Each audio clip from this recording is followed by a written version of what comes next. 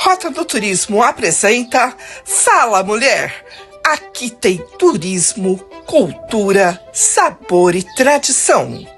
Apoio cultural Rotary Clube de Ribeirão Preto, Califórnia. Associação de Comunicação do Turismo Brasileiro. Contour Sertãozinho e Grupo Mulheres do Brasil. Fique ligado na próxima atração.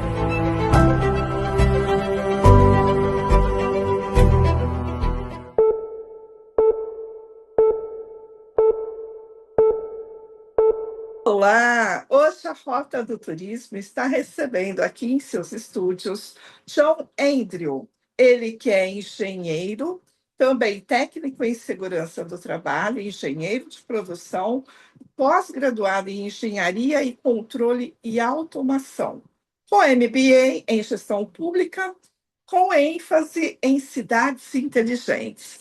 Ou seja, é um profissional qualificado para estar nos mostrando um pouquinho onde que o turismo entra dentro dessas cidades inteligentes. Mas antes, gostaria que você, além desse mini currículo que eu apresentei, quem é John para John? Ótimo, ótimo dia, Adriana. Ótimo dia a todos que estão aqui nos assistindo, nos ouvindo. É um prazer estar aqui com você para falar um pouquinho mais sobre o turismo industrial, sobre as cidades inteligentes, né? Então, o John para o John, ele é um profissional aí dedicado na área da engenharia, né? Com algumas expertises na área da engenharia, mas apaixonado por turismo também. É neto de Dona Altaísa, né? Então, minha avó já atuava nesse ramo do turismo, fazendo algumas excursões. Eu lembro que eu era muito pequeno. E a minha avó tinha algumas amigas da igreja, ela reunia essas amigas e ia para Monte Sião, né? Cidade famosa aí na questão do vestuário e tudo mais e tal, e ela me levava junto. Então ali naquele turismo ali, né? Eu fui aprendendo um pouquinho, aprendendo até um pouquinho de negociação, tá? Porque chegava lá para comprar as coisas. Então minha avó promovia essas excursões, promove um pouco menos hoje, mas ainda funciona. Então fui picado também pelo bichinho do turismo aí. Ah, é a minha mãe mexia com excursão também. Olha que Temos legal. algo paralelo. Boa! E aí, você falou para mim que você está se especializando em turismo industrial.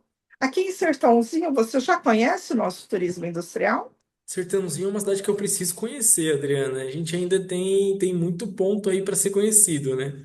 Aqui nós temos a Fenaçucre Agrocana, que é considerada a maior feira do setor sucroenergético e biocombustível, e nós temos muitas usinas que abrem as suas portas, inclusive nós temos o Museu da Cana, que foi uma das primeiras usinas brasileiras, construída pelo Schmidt, que é um museu hoje, fica à disposição para as visitas. Seja muito bem-vindo aqui. Venha esse ano conhecer a nossa Penassucro e também conhecer um pedacinho da nossa história. Nesse turismo industrial, quais as cidades que você já visitou? Conta para gente. Que legal, Adriana. Obrigado pela pergunta. A gente já foi em algumas cidades, né? Sorocaba, por exemplo, Jacareí, e algumas fábricas. Vou citar algumas das plantas que eu já tive a oportunidade de visitar. Algumas delas foi, por exemplo, a Toyota. Toyota é uma referência na área da indústria, o sistema Toyota de produção é uma referência aí para empresários. Então, nessa oportunidade, eu tive o prazer de levar um cliente meu para conhecer os processos industriais da Toyota para ali, né, entender como que era o funcionamento e levar para o negócio dele. Também fiz uma visita na Natura, em Cajamar. Então é uma experiência muito interessante, porque além deles terem um processo de visita que você acompanha a fábrica, depois ele tem uma parte sensorial.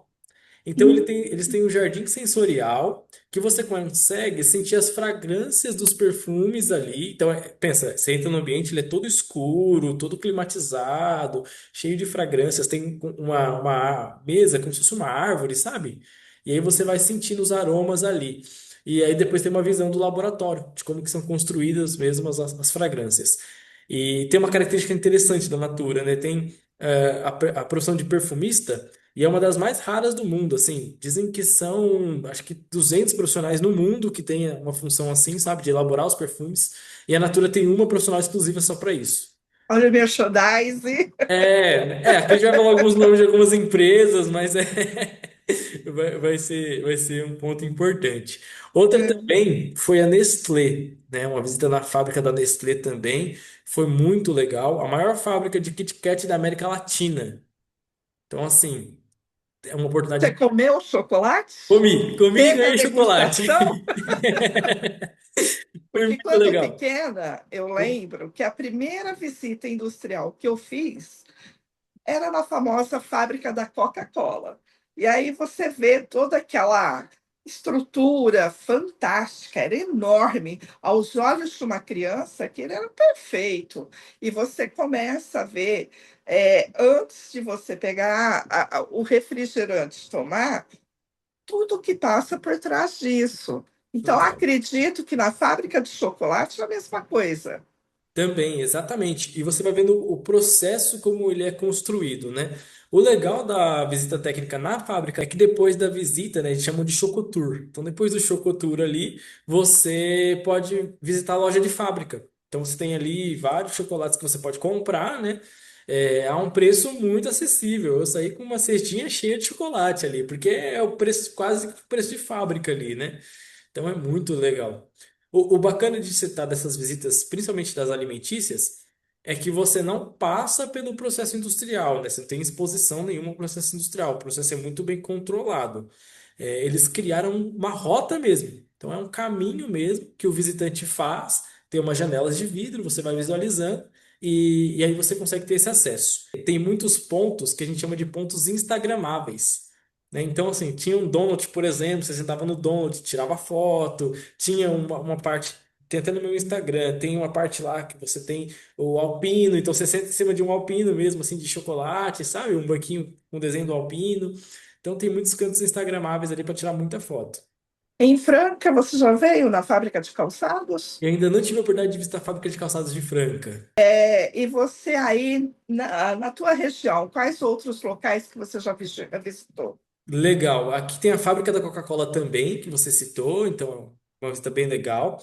Outra fábrica que eu fui, que foi uma experiência incrível, foi a fábrica da Ambev, em Jaguariúna. Então a fábrica da Ambev, assim, é um desenho à parte. A Ambev é uma produção cervejeira e, por incrível que pareça, não produz só cerveja, tem outras produções também, mas o forte é cerveja. Quando você entra na fábrica da Ambev, você vai para um local chamado tina, né? As tinas é onde é produzido mesmo, ali a fermentação, feito todo o processo. Então é um local bem quente, você entra mesmo ali, tem uma exposição bem interessante. Tem um segredo, se você tem uns pinguins que era da Antártica, não sei se você lembra da cervejaria Antártica e tal. Tem, a gente tem o Pinguim aqui de Ribeirão Preto. Olha que legal. E aí o que acontece? Diz que tem uma superstição. Se você vai descer a escada, você tem que passar a mão no pinguim ali, senão dá azar. Oh, meu Deus! Então a gente fez ali a descida e aí a gente passa. A visita da Ambev, ela é mais imersiva. Então a gente passou dentro da onde que correm as tubulações de cerveja mesmo. Assim, você passa dentro da tubulação. Tanto que teve uma hora da visita que você vai num ponto onde eles abrem a parte da cerveja e você consegue pegar um pouco de cerveja para tomar ali quase da fonte, né? Nossa, terrível, né? Saiu de lá assim. Essa visita é horrível. E aí, Adriana, qual que é o ponto que é legal? Nessa visita da Ambev, eles dão um pouco de mosto para a gente poder provar. O que que é o mosto, né? A cerveja tem um processo de fabricação, a parte da levedura, tudo mais e tal. E a fermentação por si só, e aí é onde se produz a parte alcoólica. Mas o mosto, ele é a cerveja antes de ter esse teor alcoólico. Então ele tem um gosto bem característico ali, até meio adocicado. Então é uma experiência bem interessante. É um turismo de experiência, aí já não é nem turismo industrial, né? Exato, exatamente. E aí isso é legal porque cria no cliente a consciência, né, dele, do que ele está comprando e de como que é produzido, né? A gente fala muito na questão de reutilização de processos, reciclagem, né? Então hoje em dia você compra uma água ou uma garrafinha de água, alguma coisa, aquilo passou por vários processos industriais. Aí você pega a garrafa, toma água e joga a garrafa fora. Você produz um lixo, né? E isso é muito ruim para o meio ambiente. Então, acho que essa parte da ecologia também, né, desse pensamento sustentável, né, isso é muito importante. Eu já tive a oportunidade de visitar a Feira do Empreendedor. sei se você já foi. Em São Paulo, né? Que São é Paulo. promovido pelo Sebrae. Exatamente, Já lá no fui, São já fez Paulo até Expo. uma palestra lá. Não, lá é incrível. Então, assim, você consegue visitar alguns ecossistemas. Então, para o pessoal, né, que às vezes quer conhecer um pouco mais do próprio estado, eu digo que São Paulo tem uma característica muito interessante. Você tem algumas macro-regiões, Franca, como você citou, na zona de Calçados, né? A gente citou aqui Monte Sião, Jacutinga também lá em Minas. Então, você tem algumas regionalidades do estado que são características de produção. E na Feira do Empreendedor, né, fazendo merchandising pro Sebrae, mas é legal demais, né? E visitas gratuitas, né? Então, a Feira do Empreendedor, para quem está olhando para essa parte turística, também é interessante, até para conhecer novos destinos, né? Então, você pega, por exemplo, Águas de Lindóia, né, aqui no estado de São Paulo. É uma região muito bonita, né? E fica dentro do circuito das águas, não só Águas de Lindóia, como Socorro e outras regiões. Exato, É perfeito, e eu acho que a gente tem tanta beleza para ser mostrada que o exatamente. brasileiro desconhece. Afinal, nós temos mais de 3.000 municípios turísticos. E aí, quantos municípios você já conhece? Pois é, eu devo conhecer algo. Nossa, eu acho que desses 3.000, acho que eu não devo estar nem em 2% ainda, viu, Adriano? Temos muito a Estamos conhecer. tentando chegar. João, e você, como? Você falou que teve um pouquinho a ver com a tua avó, que participava dessas excursões. Isso. Quer queira, quer não, para você reúne um grupo de pessoas que querem conhecer uma indústria por dentro. Além da curiosidade, o que mais que essas pessoas trazem na bagagem? Boa. Além isso, nossa, que pergunta fantástica, Adriana. Porque não é só pela questão de conhecer o processo, mas a gente tem dentro do negócio em si, né, do empreendedorismo e tudo mais e tal, uma palavra muito interessante chamada benchmarking. O que que é o benchmarking, né? É quando eu olho para um negócio, e daquele negócio eu posso tirar insights para minha empresa. Então, por exemplo, quando a gente fez uma visita na Natura, as pessoas que eu levei não tinham uma empresa de cosméticos.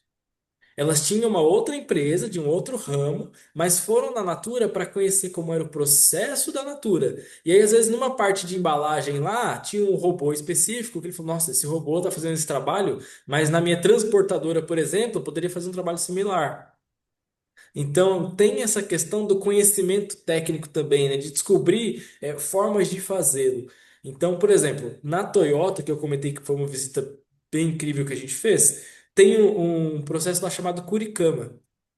E aí, o Curi, né? E aí, o que acontece? As coisas lá são feitas por gravitação para economizar energia.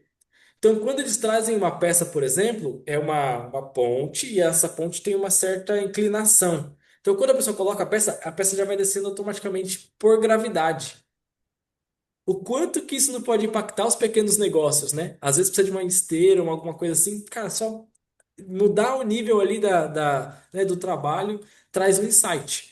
Então, não só a curiosidade de saber como é feito na Toyota, mas de levar conhecimento para o negócio também, né? E na tua área, você está também como diretor de expansão do quadro social da Associação de Engenheiros, Arquitetos e Agrônomos, aí de Mogi das Cruzes.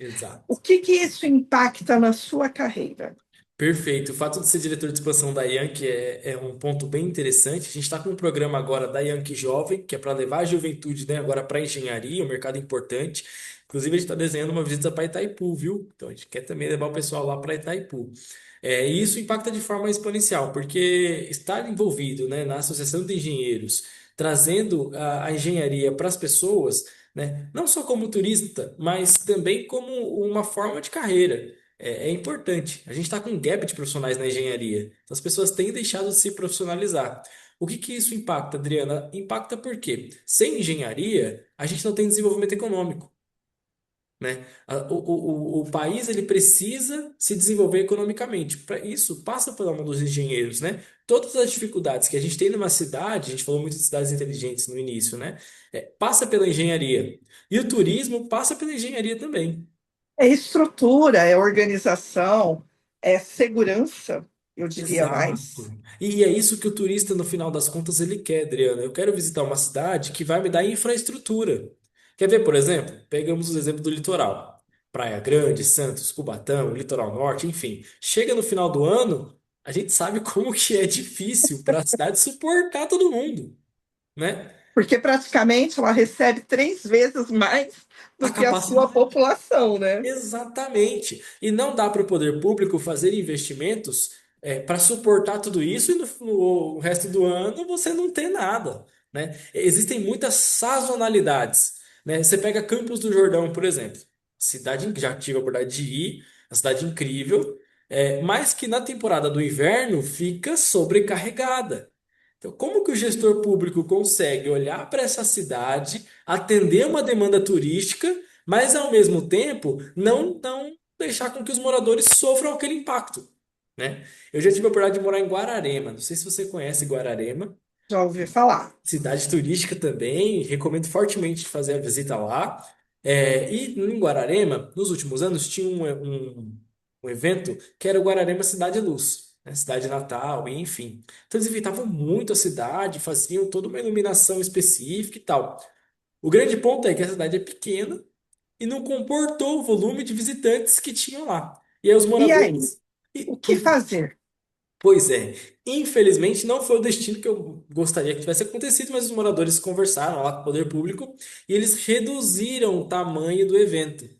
Então acabou que ficou ali uma coisa, assim, acabaram tirando um pouco da proporção do evento para não atrair tanto visitante, né? Porque a cidade não tinha estrutura para receber. E Mas não seria mais fácil a população, junto com o poder público, se organizarem para fazer com que cada vez mais ela atraísse mais pessoas? Afinal de totalmente. contas, turismo não gera emprego e renda? Totalmente, totalmente, principalmente para Guararema. Guararema, ela tem uma característica específica porque ela depende 100% do turismo, né, na sua receita ali. Tem alguns royalties que recebe de petróleo, Petrobras, tem alguma coisa nesse sentido, mas a outra receita é turística, é de restaurantes, né? Então, assim, o turismo ele gera negócios, né? A gente pode até falar um pouquinho sobre o turismo de negócios, que também é uma vertente forte, mas eu acho que é isso que os municípios precisam entender. Hoje, dentro dos municípios, a gente tem alguns municípios com vocação turística, que é super interessante. Tem que ser investido, né? Eu já tive com o secretário de Desenvolvimento Econômico do Estado, Jorge Lima, e ele fala muito disso. Criar rotas, né? Quais são as rotas ali pelo Estado? A regionalização, né, dessas rotas. Exatamente. E aí você pode ter um município que às vezes não tem uma vocação turística, mas ele precisa ter atrativo para as pessoas para conhecer aquele município, porque isso traz receita para a cidade, né? Então, muitas vezes, você não necessariamente precisa. E aí eu vou até falar, Adriana, que existem cidades que os próprios munícipes não a conhecem. Sim, eu falo, a gente é turista na própria cidade, porque quantas vezes eu conheço pessoas que ainda não conheceram, por exemplo, o nosso Cristo Salvador. Nós temos um parque ecológico aqui que atrai visitantes de toda a região e o próprio sertanejo desconhece. Então, quer dizer, o turismo ele tem que ser valorizado primeiro pela população, para depois a gente atrair novos visitantes. Exatamente. E como construir uma cidade inteligente, João? Boa, ótimo. Eu acho que assim, a gente passa por um caminho que a gente fala muito de ecossistema, né? Não adianta eu querer que uma cidade tenha uma vocação turística ou desenvolver o turismo naquela cidade se eu não tenho um ecossistema preparado para receber aquela ideia. Então, quando a gente fala em desenvolvimento de cidades inteligentes, a gente fala muito de economia circular. Então, como que aquela cidade consegue construir um ecossistema que propicie o turismo, mas que no final das contas também dê segurança para quem está vindo turistar, né? Que no final das contas dê uma estrutura para aquela pessoa, que não gere um impacto tão exacerbado nas pessoas que moram naquela localidade. Então, precisa ser uma construção de várias pontas. E isso, Adriana, a gente não pode colocar somente nas costas do poder público. Estamos falando de turismo sustentável e turismo regenerativo, é isso? É isso, exatamente. Porque existe uma. Aí eu coloco o coletivo no centro de tudo isso.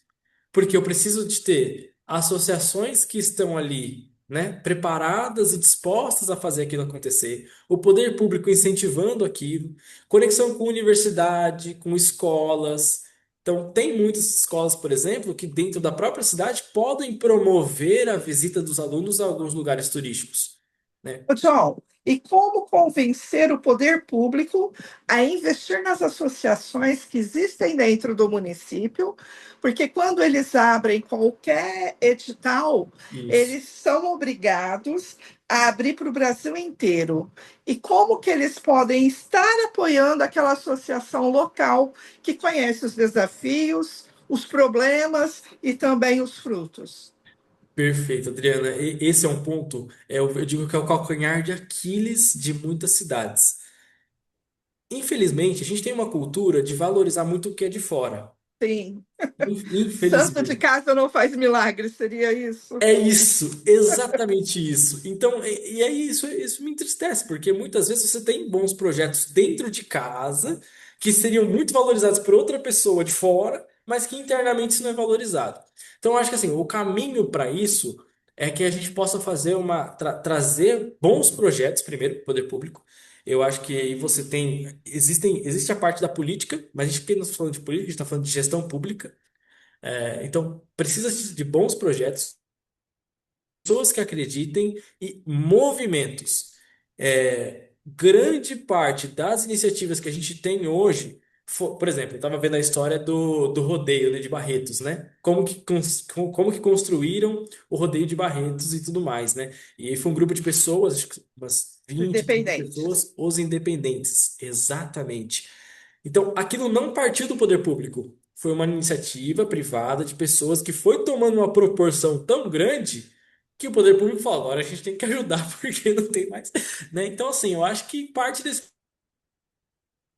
um resultado, né? E que em algum momento aquilo vai ser notório para o poder público a ponto de começar a incentivar. Eu acho que, infelizmente, esse vai ser o primeiro caminho. Que legal. É, a gente tem muito a trabalhar. É, Qual seria o seu conselho, então, agora, como engenheiro, como aquela pessoa que está envolvida em turismo de negócios, tem experiência, porque já passou também em gestão pública e trabalha na gestão privada, como que a gente pode estar abraçando? Eu falo, o Contour é uma das soluções. Além do Contour, a administração precisa abraçar as associações? Seria isso? é isso. E aí entra num ponto importante, né? A gente na IANC, que é a Associação de Engenheiros, Arquitetos e Agrônomos de Mogi, nós temos um papel fundamental na participação dos conselhos públicos. Então, por exemplo, hoje a IANC ela faz parte do Contur, que é o Conselho de Turismo. Hoje a IANC faz parte do COFAP, que é o Conselho de Patrimônio Histórico e Preservação. Hoje a IANC faz parte do CEMIT, que é o Conselho Municipal de Inovação e Tecnologia, da qual eu sou conselheiro. Então, associações, elas precisam integrar o poder público também, né? Na tomada de decisão. O que o poder público muitas vezes precisa para uma iniciativa é lastro, Adriano. Então, qual é o lastro? Estou tomando essa decisão baseado em quê? Em um grupo de pessoas que foram lá e ratificaram que aquela decisão é a decisão mais importante e melhor para a cidade. Então, as associações têm esse papel fundamental de criar lastro para a gestão pública, para a governança, para que as pessoas possam, para que os decisores. Porque pensa, no final das contas, um político não, ele pode até ser um turista, mas ele não é especialista em turismo. Muitas Sim. vezes, infelizmente, a gente tem hoje em cargos públicos, e é uma bandeira que a gente defende aqui na engenharia, né? Os cargos, por exemplo, secretário de obras tem que ser composto por um engenheiro. Preferência, né? É importante que seja. A pessoa até pode ser política, mas tem que ter competência técnica. Então, Sim. um secretário de turismo, minimamente, precisa ser alguém que entenda de turismo, né? Falando agora com o profissional da engenharia, existem assim, a gente sabe que dentro do poder público nunca o prefeito ele vai agradar 100% da população. Tem sempre aquele lado que é a oposição, e isso faz parte. Até eu acredito que até é uma sementinha para mostrar aonde ele pode melhorar. Mas na engenharia, a gente sabe que nas cidades, e nós já tivemos problemas com pontes que caíram. Então, aí vem a estrutura, vem falta de manutenção. Mas quando você passa em algumas pontes, John, existe tipo de um vão. Isso. Aquilo ali é problema de construção ou é necessidade para que a ponte funcione e suporte pesos e medidas? Boa, Adriana. Ótima pergunta. Existe o que a gente chama de junta de dilatação. Então, o que acontece? Pensa que se você tem um elemento muito rígido, qualquer pequeno balanço que você tem naquele elemento, ele tende a quebrar. Sim, Então, para que ele não tenha essa quebra, o que é feito? É feito essas juntas, e essas juntas ajudam a fazer uma questão de trabalhabilidade. Então, o concreto, a ponte, ela tem essa junção para ela conseguir trabalhar. Então, você tem um movimento de um veículo, ela vai fazer aquela trabalhabilidade para ela não rachar, para ela não trincar e tudo mais. Isso é previsto, é natural. Então, você passou uma ponte, você sentiu que a ponte está balançando, é, dado alguns casos, natural, normal. e O como problema é quando saber se ela balança não está muito. balançando para Então, cair, John? então, exatamente. Ao longo do tempo, essas juntas de dilatação vão se deteriorando, né? Os calços da ponte vão deteriorando. Então, o que que acontece? O poder público tem que fazer a manutenção dessas pontes. Então, tem que ir lá, tem que revisar, tem que ver se não está acontecendo trinca, fissura, né, rachadura nas pontes. Teve um episódio agora recente assim, tem uns 2 anos, no Maranhão, caiu uma ponte lá, Sim. né? O CREA, por exemplo, foi acionado para entrar com respaldo técnico. Mas por que que aconteceu isso, Adriana? Por falta de manutenção, né? Desleixo do poder público. Então, aí, nesse caso, faltou engenharia, né? Foi Mas prevista uma nesse manutenção e foi caso, executada. John, a população ela pode estar tomando cuidado, não olhar aquele vão que tem na ponte, mas se fora dela, no alicerce, Exato. se tem rachaduras. Isso sim é uma consequência de problemas de falta de manutenção. Exato. Agora, esse vão é normal? Seria isso? Essas juntas de trabalho é normal. Agora, por exemplo, se você está na ponte, você está olhando um buraco na ponte mesmo, assim, né, aberto, aí é preciso fazer uma vistoria.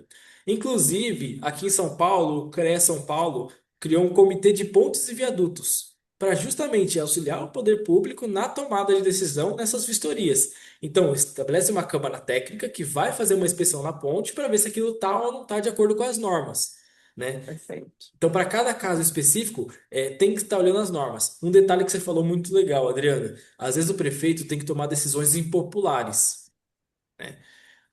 Aonde que uma decisão impopular ela cria lastro e aonde que uma decisão impopular ela acaba tendo um respaldo? Na própria engenharia. Porque nessa decisão, o prefeito não precisa dizer, não sou eu que estou decidindo, é uma norma técnica, Sim, né? Não sou eu que estou falando, é um corpo de engenheiros, é um corpo de especialistas no assunto, muito mais do que eu, que está tomando essa decisão. Então, nessa hora, a engenharia vira uma testa de ferro para o poder público. É um recurso que o poder público deve utilizar, né? E que precisa ser bem perfeito. usado. Agora, nós estamos vivendo um tempo assim, que eu falo que o turismo, ao mesmo tempo que a gente está abrindo novamente para o período antes pandemia, mas a gente está tendo um desafio enorme que se chama mudança climática. Total. Como os engenheiros estão se precavendo para esses problemas tão grandes que estão Uhum. acontecendo, Uhum. principalmente aqui no Brasil, que a gente não tem estrutura Total. para coisas como terremoto. Nós não Total. temos estrutura. Recentemente, nós tivemos um problema de ciclone.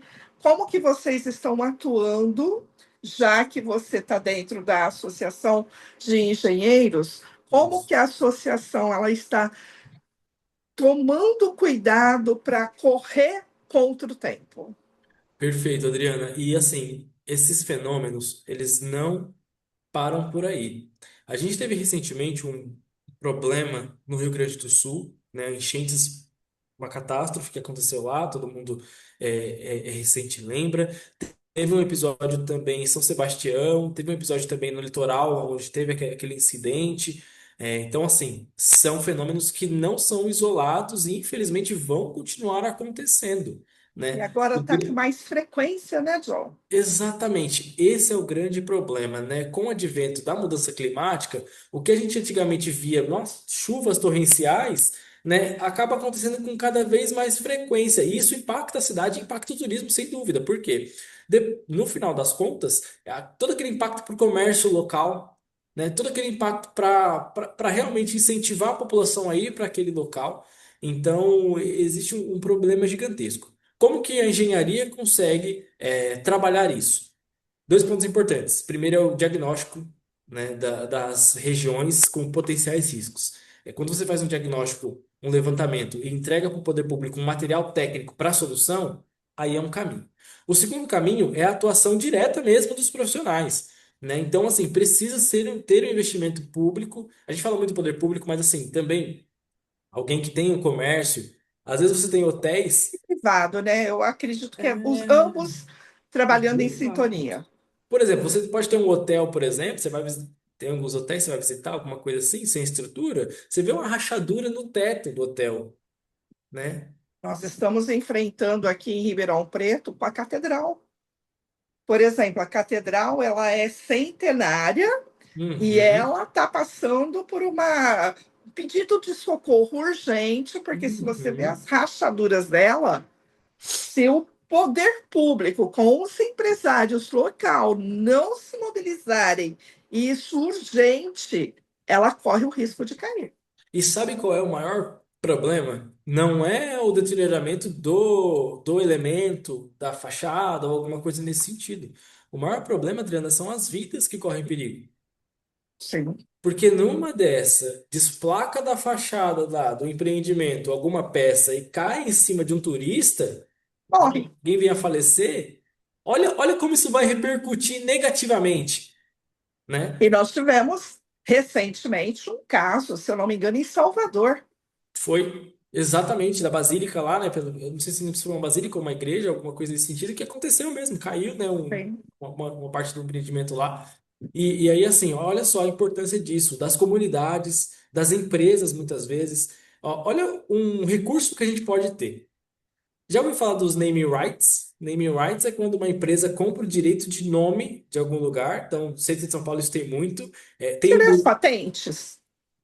é meio parecido. Mas É. sabe o estádio do Morumbi, que é do São Paulo? Foi comprado lá pela Bis, aí colocaram Mas lá. Bom, Você é São Paulino, né? não, não, eu sou corintiano. Ah, tá. Então tá bom. É Falamos a mesma melhor. linguagem. Vou falar do Corinthians também, a Neoquímica Arena, né? Neoquímica é uma empresa de medicamentos. Então, assim, esses name rights, por exemplo, você vai nas estações de trem, de metrô aqui de São Paulo, da capital, então você vê algumas, Saúde Ultrafarma, né? Algumas estações com nomes.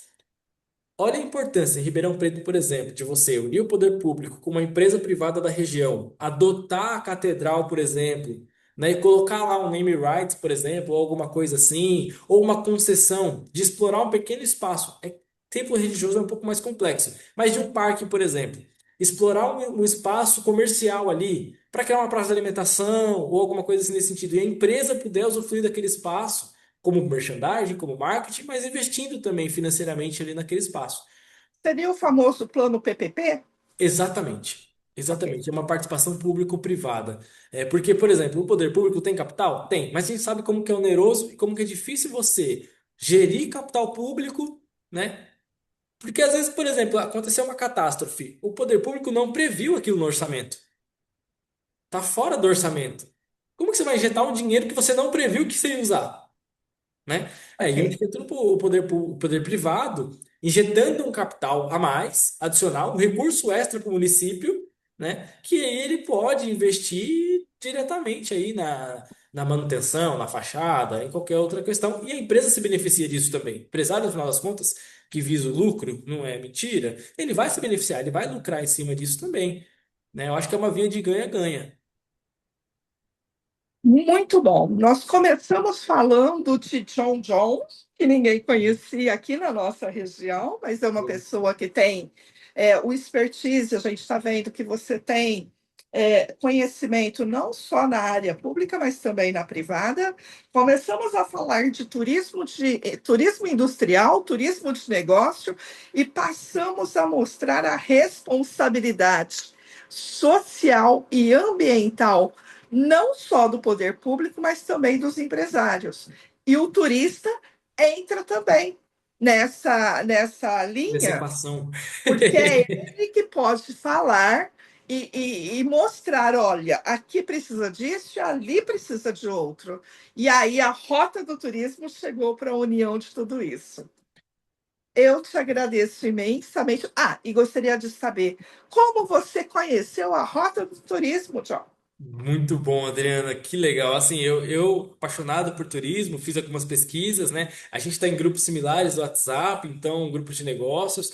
Inclusive, esse é um ponto importante que eu deixo de dica aqui para o pessoal também da Rota do Turismo, né? Eu acho assim, quando você vai visitar um local, se envolva na cultura daquele local, tenha experiências, conecte com pessoas, né? A gente fala muito de networking aqui no meio empresarial. Então, assim, tenha um network bem aflorado, né? Porque é essas conexões que vão te levar a novos passos, novos horizontes, né? Então, foi uma conexão bem incrível que a gente teve ali por intermédio do grupo. A gente comentou um pouco da possibilidade dessa entrevista e foi sensacional. Eu agradeço o espaço e a oportunidade. Fico feliz, te agradeço pelo teu tempo, pela sua dedicação. E eu falo, a Rota do Turismo está aqui para ajudar o pequeno, o médio, o grande. Somos todos unidos e todos buscando um turismo sustentável, regenerativo e que gere emprego e renda para todos os municípios turísticos. E olha, são mais de 3.000 municípios. Imagina quanta geração de emprego a gente pode estar ajudando. Muito obrigada, John. Desejo uma carreira brilhante para você. Conte sempre com a Rota do Turismo. Obrigado, Adriane, e parabéns pelo seu trabalho. Incrível. Obrigada. A Rota do Turismo nasceu para você, mulher, que ama viajar e descobrir o turismo regional brasileiro. Também é um canal de comunicação para as mulheres unidas, aquelas que sentem prazer em ver o sucesso de outras mulheres. Tenha todas as notícias na palma da sua mão. E se você quiser mostrar o seu negócio, saiba que aqui é o local perfeito para você. Rota do Turismo. Aqui você atrai mais pessoas para o seu negócio. Rota do Turismo, o canal de comunicação do turista conectado.